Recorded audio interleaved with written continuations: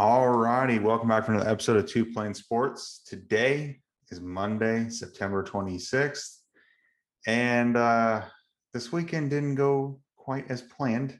Obviously, Kansas State did not cooperate with Oklahoma and what we thought was going to happen. We are going to dive in deep into this game, discuss what went wrong, what happened, why things went the way they did, and really give some feedback, and definitely want to be hearing from you guys on what your opinion is of this game, because I'm sure there's a lot of strong opinions and we look like idiots because Jose and I both thought that this game would not even be close. So we'll talk about that as well.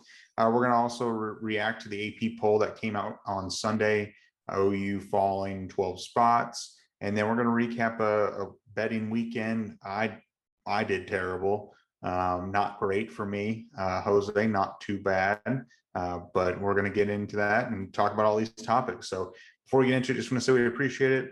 If you're back here, if you're weekly, every week you're here, just hit the like button, subscribe to the channel, turn the notification bell on. That helps us out a lot, especially if you like and comment. Be sure to stay around for Jose's end of video challenge so we can hear what you have to say. And if you're on Twitter, Instagram, Facebook, follow us there. Everything's linked in the description below, Apple or Spotify, and leave us a review on those platforms if you're listening to us right now. So, Jose, obviously, it's been a pretty interesting weekend. Kansas State came into Norman, beat them on primetime on Fox, 41-34. Kansas State came in and beat Oklahoma for the third time in the last 4 years and continues to be a thorn in the side of the Sooners. What are some of your thoughts? I don't know what it is about that game, but I think it's becoming a rivalry, or it is a rivalry now. We should try to schedule them instead of Bedlam once we do leave the SEC, because I think that would be a very fun matchup to have now moving forward. I mean, when we talked about everything in our preview early last week and in our pregame show, we mentioned number one key, stop Guzman. Couldn't really do it, but we didn't expect him to have a shit game either. We, just don't make him the reason we lose. Well, we failed to recognize that Adrian Martinez could also run because he hasn't done it up until this game. He ended up having 148 yards on the ground, 234 in the air. He looked like Lamar Jackson did back in his college days. And I've been thinking this all morning. He had a fantastic game, and I'm not saying that it was, he took advantage of a bad Oklahoma defense, because Oklahoma's defense did make a lot of mistakes. I just think he ended up he beat him, but I don't think that's just going to happen again. He woke up, decided he was going to be Lamar Jackson, Joe Montana, Tom Brady, Aaron Rodgers, Michael Vick all in one for this game. And I wouldn't be surprised if after this game, might have one or two more like this, but then it's going to go back to his 125 yard performance, 50 yards on the ground. What we all expected to see out of Adrian Martinez on Saturday. I mean, it was definitely an oversight, but I also don't think that it's something to have expected. And clearly the coaches did not expect it. At the beginning, he was throwing the ball very confidently. Their tight end, Sinnott, looked like Gronk used to when he was healthy and a Patriot. Like, you could not get that guy on the ground for whatever reason. And he is huge, but Jesus, that Kansas State team showed up and they beat us. They played a hell of a game. Oklahoma definitely needs to clean some things up, but I'll leave it there, and we'll dive into more detail after you go. Yeah, and going back, we'll just start from the very beginning, doing the preseason preview that we went through, and we projected the record for the Sooners. And I said 10-2. What was your record? I can't remember. What did you say? You said 10-2 as well. Yeah. So I'm not going to sit here and act like I didn't expect Oklahoma to win this game, because I did. And I think my prediction on Friday's video or Saturday's live stream was like 38-14 or something. So I expected Oklahoma to win. Vegas expected Oklahoma to win.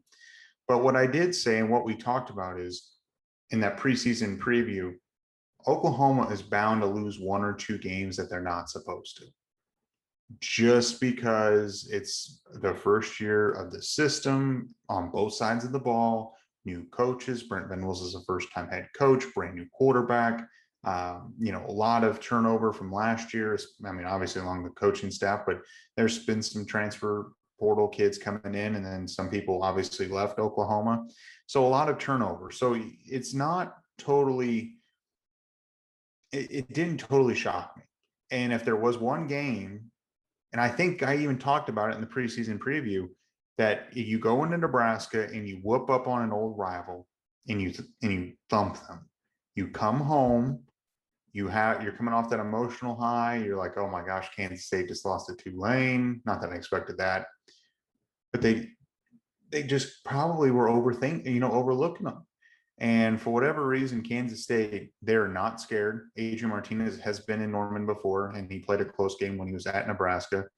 The coach Kleiman, he knows how to coach the guys and get them to play up.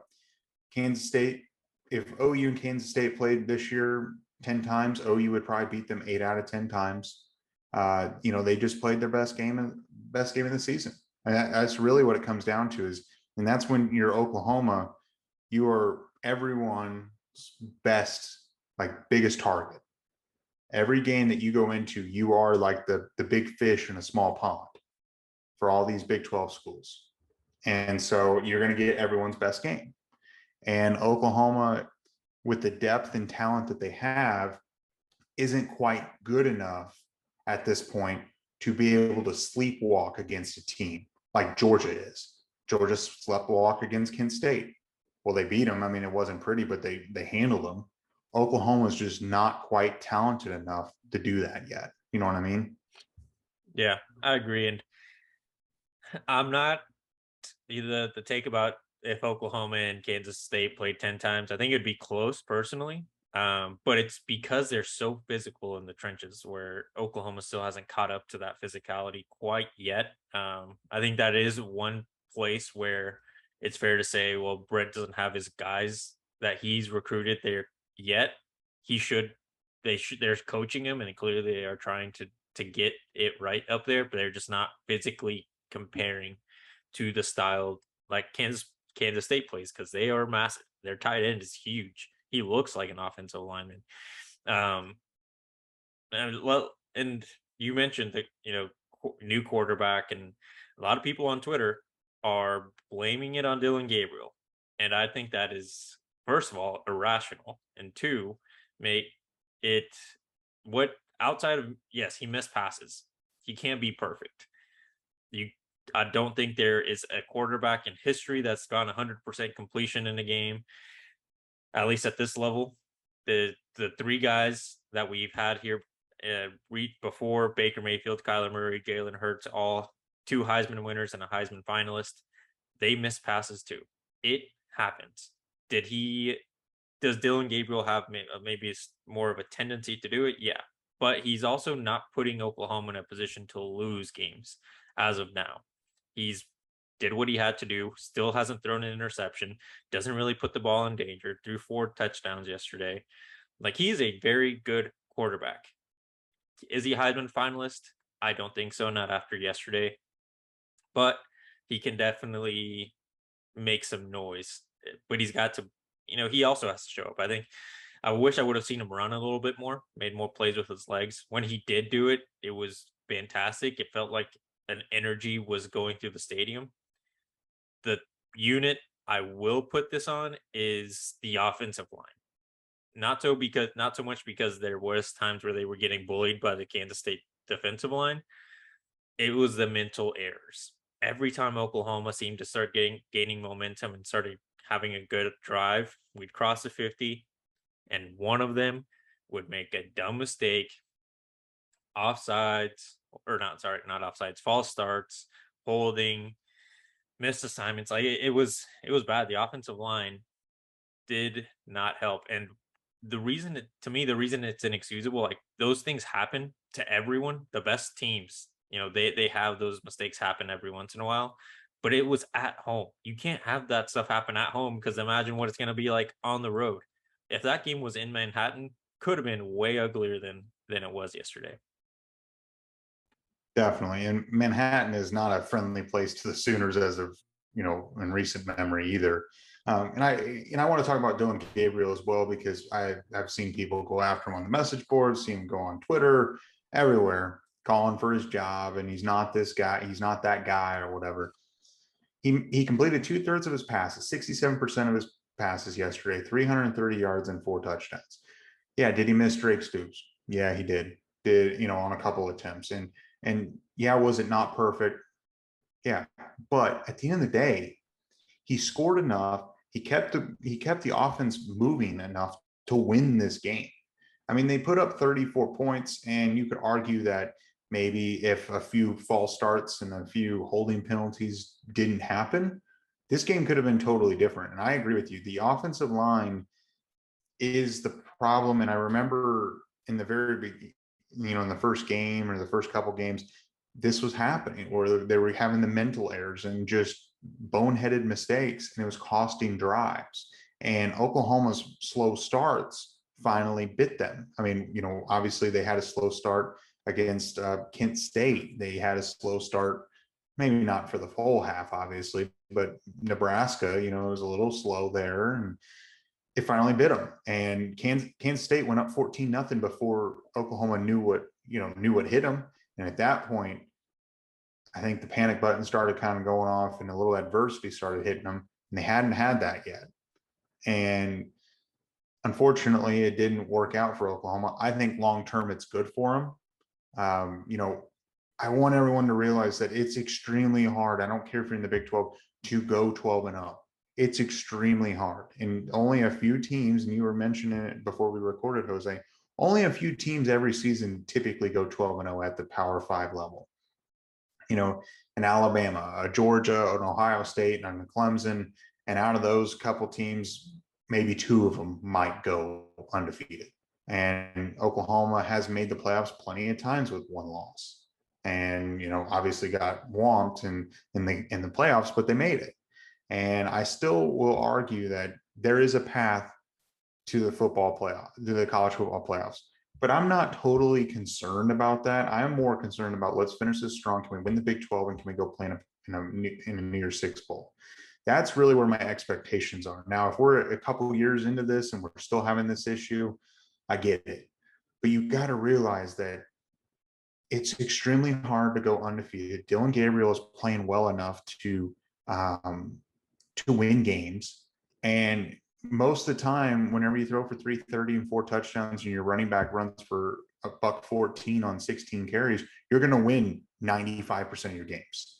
You played against a team and a quarterback that had a career night. He won't do it again. And if he does, then I'll be extremely impressed, but he's not shown that capabilities to do that week in and week out over the course of his past 4 years. And just sometimes that's just what happens. And I think everyone needs to calm down, get off Twitter, get off those message boards, and quit calling for Dylan Gabriel's job. And he's not that guy. And also the people that are coming after Venables and not saying he's for real and things like that. I'm getting off on a tangent, but I mean, come on. He's inheriting a team that had no defensive culture at all, that ran 3 or 4 plays every game, all game, and did not have any, variety in their defense. Lost arguably one of the best quarterbacks in the country into the transfer portal and a Heisman front runner, and lost the offensive scheme and everything else and all this turmoil. And then Brent Venables comes in and brings in both new schemes. It's just, there's just so much, and you don't have preseason in college football. Preseason, as much as people hate NFL preseason, is critical. Yeah, and in the NFL, we saw it week 1. Starters that didn't play in the preseason did not succeed in week 1, and they're still trying to get it. Tom Brady still is not Tom Brady that we're used to seeing, and it's week 3 in the NFL. But to talk about this Oklahoma team, like, it doesn't make sense for people to be calling for Brent Venables. They're saying Brent Venables isn't that he should not have been hired as the head coach, because from every press conference, every time he speaks to the media, every video he's been on, he always says he hates when people say that it's you have to be patient. There's growing pains in this on this path to being a successful program, creating a winning culture, creating a dynasty, if like at Alabama has. He is the most impatient person, and he says it himself. He said in his press conference yesterday after the game, he said, I'm not about patience.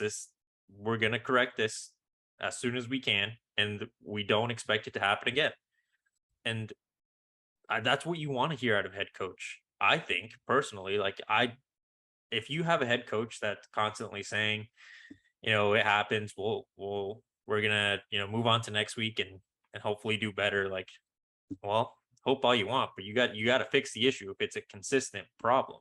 And yesterday, the defense, going over to them, they looked like the defense from last year. Tons of missed tackles, getting bullied. The linebackers, we were talking about it beforehand. I think Danny Stutzman is the best linebacker in that group. Deshaun White is good.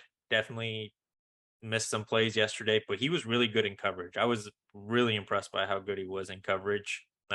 Forced a couple breakups there. Billy Bowman looked really good in some situations, but we couldn't really stop them, and it was against a running quarterback, like we've had issues in the past.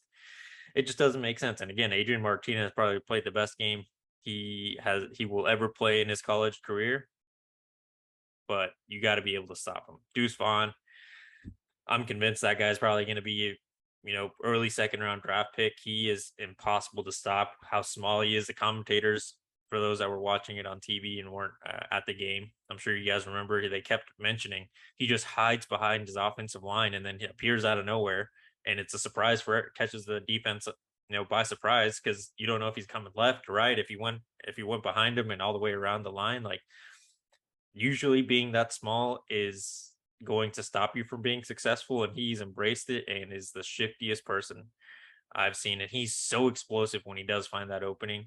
I think that's something that Oklahoma needs to look for in a running back. Not that the guys we have are great, but if you can find a guy that is as explosive or close to the explosion that Deuce Vaughn shows, that's a running back that is hard to stop. And he doesn't come off the field very often either.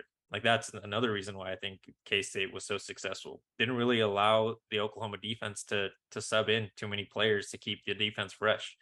The defense was probably exhausted because K-State was putting up some long drives and never really rarely subbed, where Oklahoma had the opportunity to bring in some fresh legs. And you actually bring up a good point, because I wanted to talk about this as well. And in the slow start, what ended up happening, what the problem was Kansas State moved the ball, and they pretty much the entire night moved the ball very methodically, long drives, took a lot of time on the defense for Oklahoma. Whenever Kansas State, scored the first touchdown, and then Oklahoma came out and had a 3-and-out, and then punted the ball, and then the defense, after being on the field for so long, had to go back out there and defend another long drive. You're down 14-0. The defense is gassed. You're not able to, have an extended possession on the offensive side of the ball to give your guys a break. The exhaustion just got them. And it wasn't overly hot, but it was still hot, warm and kind of humid. And it's not like it's, peak fall weather and it's 75 degrees out there. Kansas State did have 35 minutes of possession, in this game. So they obviously won the time of possession. That fits well and that suits that team. And the defense did look like last year. But we got to remember, so when you look across that defense, only one guy is starting on that defense that wasn't there last year. That, as far as like a transfer in, that's what I'm saying. Like an out of, a transfer, you got Jeffrey Johnson. I know the safeties are different, the starting safeties, Billy Bowman, but he was on the team last year. Key Lawrence was on the team last year. All of these guys were on the team. Jeffrey Johnson wasn't. So, obviously he's a transfer. But the same at some point, whenever you've not been able to recruit well on the defensive side of the ball, and not saying that these guys aren't good, because they're good. It's just that next level. Oklahoma hasn't been able to recruit at that level until this 2023 class. And these guys that they're bringing in have an even higher ceiling. So while good coaching has helped this defense and it's made it better. I mean, outside of this game, the first 3 games, it looked amazing. And Oklahoma wouldn't have been able to do that last year. I think the defense got gassed. It's not over. The defense is not overly deep with a ton of talent. It's more top heavy. And I think it kind of showed up. And also, Kansas State had long possessions, and that's just what gets you. And if your offense isn't able to give you some breathing time and really let you guys reset, it kind of gets to you after a while. And I think what ended up happening, the team just resorted back to what they were last year. When they got tired, they kind of struggled. I mean, not kind of, they did struggle. And it is what it is. And whenever you're coaching, when you've got the same level of talent, when you look around that defense, it's the same talent as last year. Coaching can only do so much. You need guys that have even higher ceilings, and they will get it right. They will be much improved when they play TCU next weekend. It's just, it's hard to blame it all on one thing, but the tackling was rough. I mean, it is just the same thing. But saying all that, and Brent Venables coming out and saying, he was pissed and disappointed and all that stuff. I feel confident in this coaching staff is able to fix it. Last year's staff, on the defensive side at least, no confidence. I actually feel like this team can be fixed with the coaching that Oklahoma has. I don't feel like the team last year could have, and they weren't. What do you think? No, I agree. I think, and Venables again talked about it in his post-game press conference, the mistakes that were made were all fixable by, film study, practice. They were avoidable. It wasn't boneheaded stuff that is just part of the player's character or gameplay. Like you mentioned it last year, the adjustments weren't really there on the defensive side of the ball to improve every single week. I mean, one of the things that frustrated me so much last year was just the dumb stuff that like Perrion would do. Very emotional player, very talented, but I believe it was in the Bedlam game. Ended up getting a penalty when the defense made a stop, gave Oklahoma State an extra possession essentially because he was being a little bit too emotional, where the coaches weren't trying to keep that in check and remind him, like, we love your emotion, we love the fire that you play with, but you got to dial it back sometimes and just do it before the whistle. As soon as you hear that whistle, stop. I think these coaches will go in this week, especially with Venables being in the defensive mind. He's going to absolutely kick their ass, make them do extra film study. Probably you're going to see this defense try to, come out with some fire, I think, next week at TCU. They're going to want to prove that they were the defense that showed up weeks 1 through 3 and not versus this Kansas State team. I was disappointed in not seeing Jaren Kanak. I think and I said it in the pregame show, I said in our preview, I think he was the most physically talented enough player to keep up with the speed of Kansas State and Deuce Vaughn and what ended up being Adrian Martinez. David Agwebu he's slower. Not that it's bad. He's just a slower linebacker. And I think you saw it in the last play not the last play, but with the Adrian Martinez run to ice the game, essentially. David Agwebu was right there, one of the closest players to Adrian.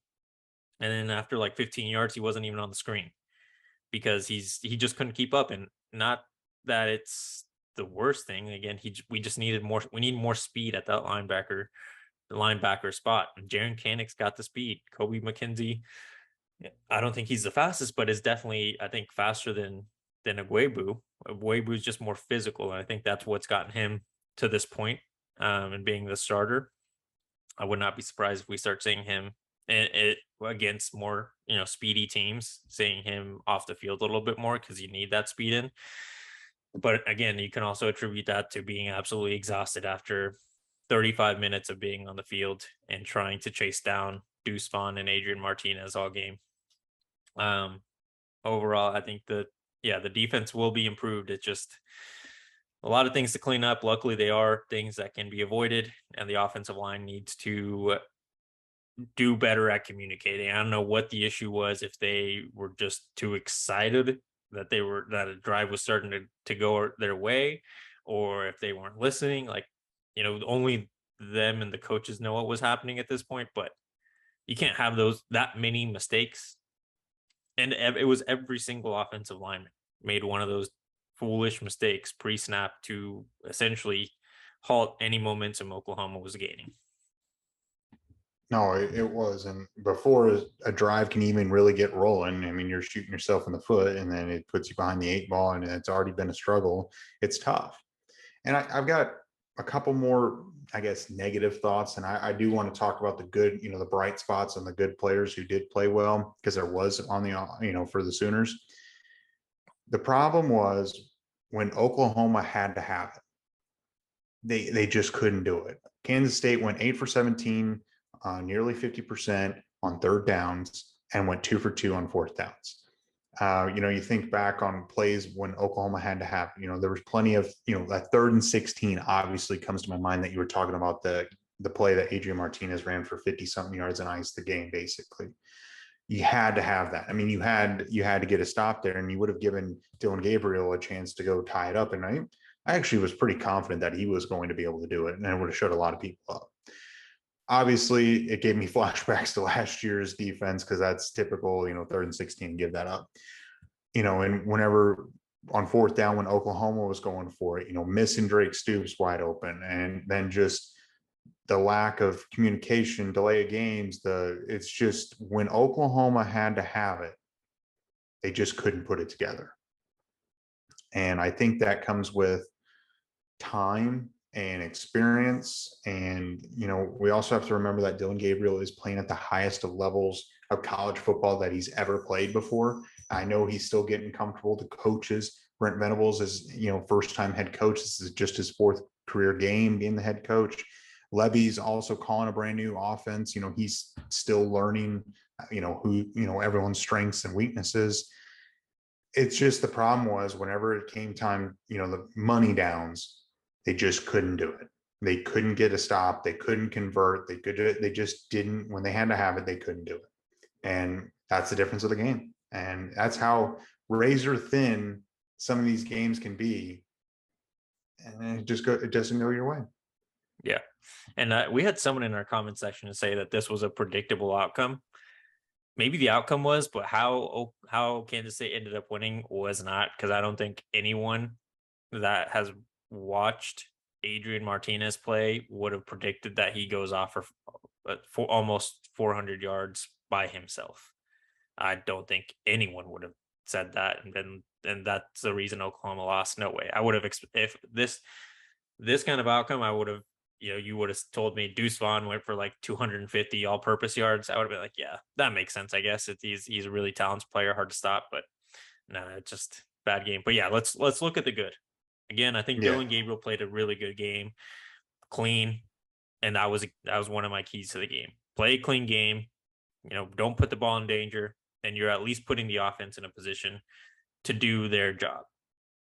Billy Bowman, I'm more and more excited about him. Last year, whenever we were doing our Who Dat series, I called him Charles Woodson, because he was the athletic, super athletic guy. Played both ways, with Lincoln Riley. He might have gotten that opportunity to do so at some point in his career with this staff. Unlikely, but he is always in there trying to make a play. He almost had a pick. Some people were pissed, thinking that the receiver should have been called for targeting. I didn't really see it. I don't think he led with his head. I think it just a good pass breakup from the wide receiver, Billy Bowman. Could have had a pick, but he didn't. But he was there. He put himself in a position to at least make a play and stop the ball from getting past him. Yeah, I mean, and you're right. He would have had that pick if the offensive guy didn't turn into a defender, and that was Malik Knowles. And also, I want to add that Dylan Gabriel, I felt like, had a great game. I mean, it wasn't perfect, but it was really good. He not only threw for 330, but he also ran for 61 yards. He had 391 total yards of offense just by himself and 4 touchdowns. That's good enough to win a football game. I don't care what anyone says, and I might get roasted in the comment section. That is more than good enough to win and beat Kansas State.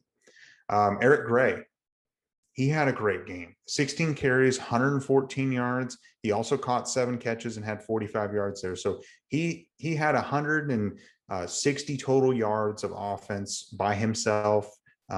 He was extremely efficient. He's averaging 7-8 yards a carry. He's doing well. He's clearly already RB1. You can tell that Marcus Majors clearly running back number 2. Mims played well. Theo Weiss, I was extremely excited to see Theo Weiss get himself a touchdown. I feel like he's starting to get comfortable with what he needs to do. And that Marvin Mims touchdown pass from Dylan Gabriel was perfect. The one where it tied up to go to 14-14. That was a perfectly thrown ball. And I expect that out of Dylan Gabriel, moving forward. I do think that he's going to get better as the season goes. And I'm getting the feel that he's going to be back for next year. And I think this team next year, I don't want to, already wrap this season up, but I just think that Dylan Gabriel, his ceiling is higher than where he's playing at.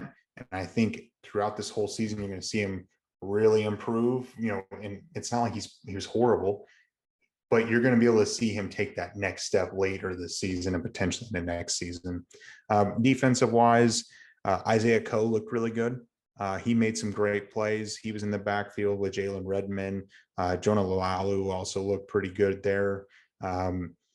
Overall, it wasn't too bad. Individually, they didn't play well as a unit on the defensive side. It's tough. Some games it just doesn't go your way, and Oklahoma wasn't prepared, and Kansas State was the more prepared team, and they'll learn from it and they'll be better.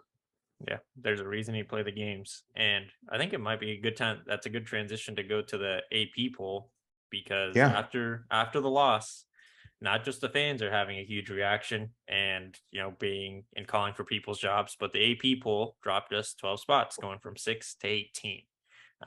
Personally, I thought it was kind of a drastic thing to do, but we talked about it beforehand, and A&M got dropped like 18 spots or something like that whenever they lost to App State. So it does seem on brand for the AP poll this year. And looking at, after really looking at the rankings, it seems fair. Do I think that we're better than some of the teams that are ranked ahead of us? Sure. But for the most part, people had the teams ahead of us are undefeated, which if you're undefeated, you deserve to be towards the top of the rankings, in my opinion.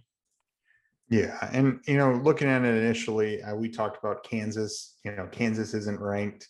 K-State is now number 25. I hope Kansas State does pretty well the rest of the year, so it doesn't look like a bad loss by any means. I feel like Kansas should be rated or ranked. They will be if they win this week and they go 5-0. Looking where Oklahoma fell to, 18. Does it suck? Yeah.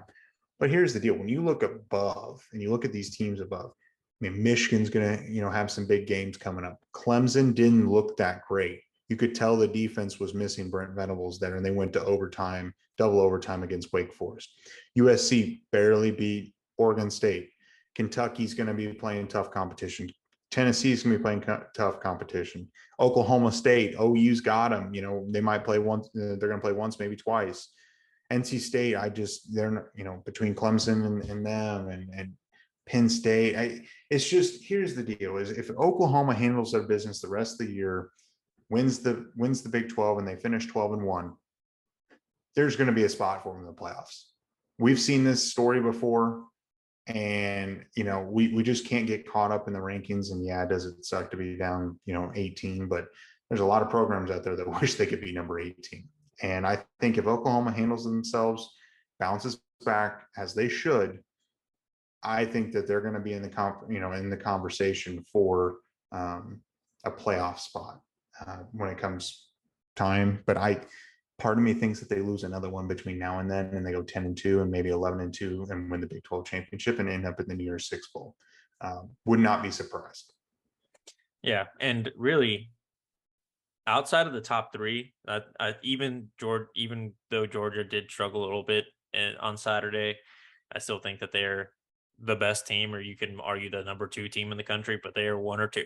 Alabama, they're up there. Ohio State, their offense is clicking now, and their defense doesn't look as bad as it did last year. I think really after them, you can really make an argument for why that team shouldn't be as high as they are. Michigan next week, they didn't look great against Maryland on Saturday. Next week, they have Iowa, who, as much as they suck on offense, probably has one of the best defenses in the country.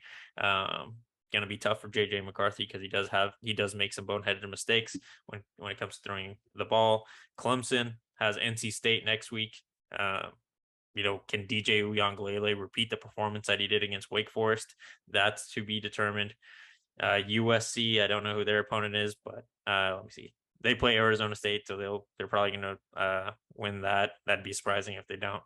Kentucky, like you said, has competition, but so eventually they will start coming down.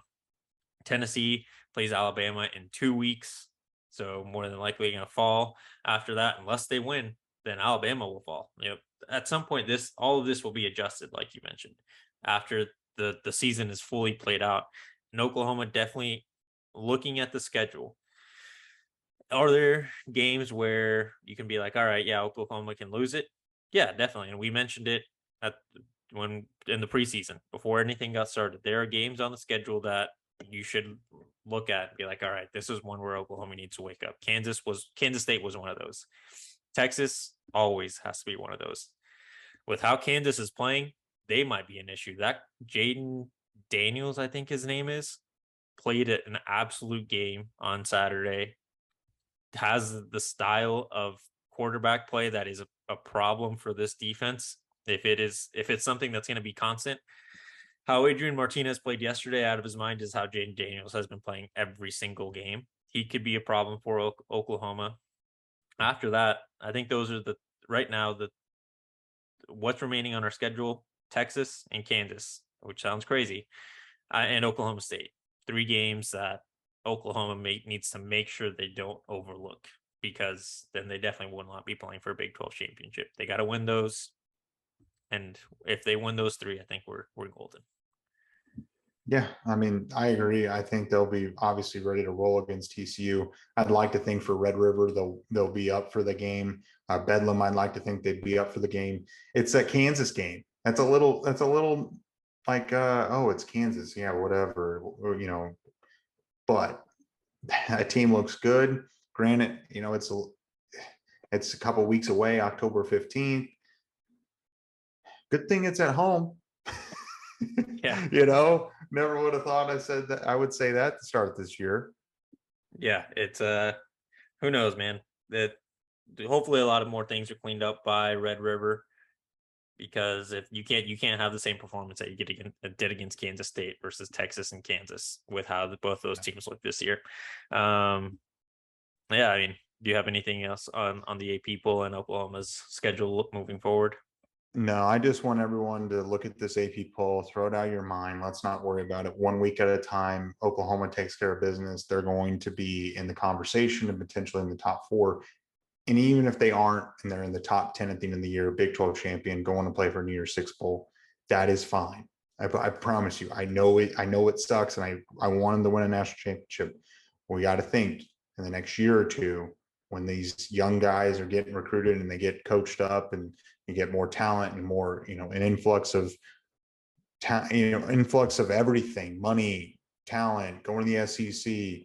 It's going to happen. Just think big picture. Don't overreact, and don't freak out. It's okay. And at the end of the day, I want everyone to realize that these are kids at the end of the day. We're not much older than them, but I don't tweet at them. I don't do any of that. I just be nice to them. At the end of the day, they are kids. And yeah, I just don't get the whole bashing. Like, you can be constructive criticism, but just straight up bashing someone, I just don't get it. Me neither. Yeah, don't be a dickhead. That just seems like a good rule of thumb for life in general. Yeah. Betting recap. Like you said, you struggled this weekend. I You want to did. go through yours and then I'll go through mine? Yeah, I went 2-5, not great. I started off hot. TCU, SMU, I took TCU -2, looked good. Baylor, Iowa State, I took Baylor +2.5. I was like, man, I'm sitting pretty. Clemson, Wake Forest, Clemson won by 6. I had Clemson -7. If they would have converted the 2-point conversion, I would have won there. Texas Tech. This week I flip-flopped and took Texas, and of course Texas lost this weekend. And I'm an idiot for thinking Michigan State is anything reasonably good because they look horrendous. And I also want to mention, by Job, are you second guessing yourself? Maybe you're going to committing to Michigan State. While Oklahoma did lose, we didn't get beat 31-7 at home and just got pushed around. Maybe if Michigan State starts falling off the rails, maybe by Joe might become somewhat interested or at least receptive.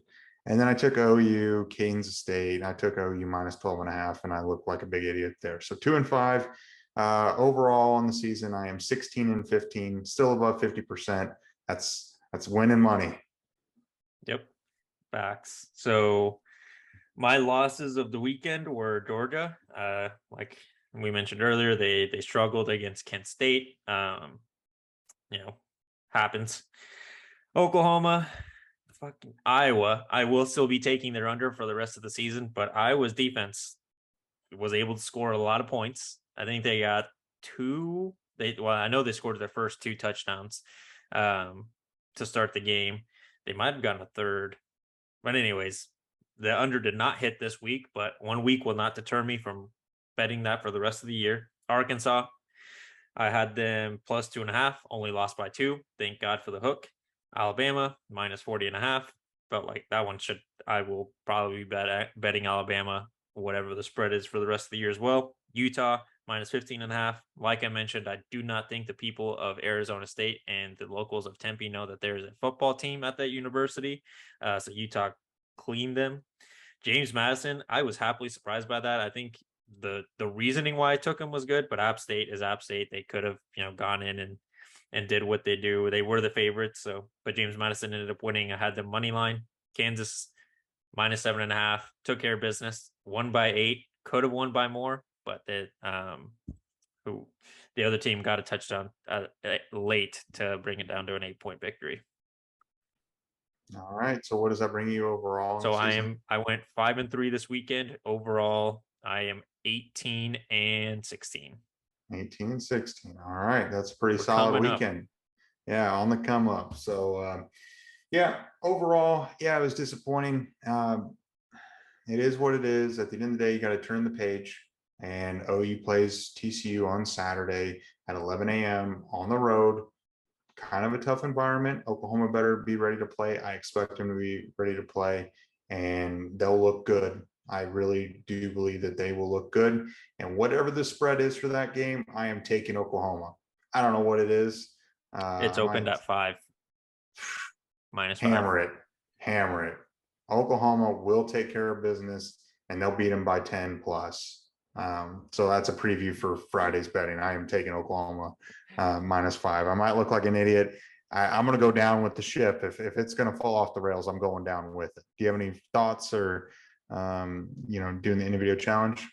Yeah, I'm not going to make my early prediction quite yet. I want to do a little bit more digging on TCU, but Oklahoma, I think, is going to show up. End of video challenge. What Brum said at the beginning. Just tell us what you think about this team. Tell us what you hated about Saturday's game. I'm sure that there's a lot of things that you guys did not like. And make sure to tell us a couple good things. Just because we lost doesn't mean that there weren't some bright spots in that game. Let us know what you think in the comment section. Definitely. Do that. Also, like the video. If you're already subscribed, like the video and do the individual challenge. If you're not subscribed, hit the subscribe button, turn the notification bell on, and also do the like in the comment. And be sure to follow us on Twitter, Instagram, and Facebook, Apple and Spotify. Everything's linked in the description below. If you're listening to us on Apple or Spotify, leave us a review on there. That helps us out a lot. And yeah, I'm curious to see what the comment section looks like. I'm sure it's going to be a lot of mixed reviews. A lot of people are going to have some strong opinions, and I totally understand it. We're all big Sooner fans, and it is what it is at the end of the day. So we will be back for Wednesday and maybe more of a recruiting preview for TCU kind of show. Also, there's a commitment coming up potentially for Oklahoma and David Hicks. So we'll be covering that for sure. So we'll be talking to you guys then, and we'll see you next time.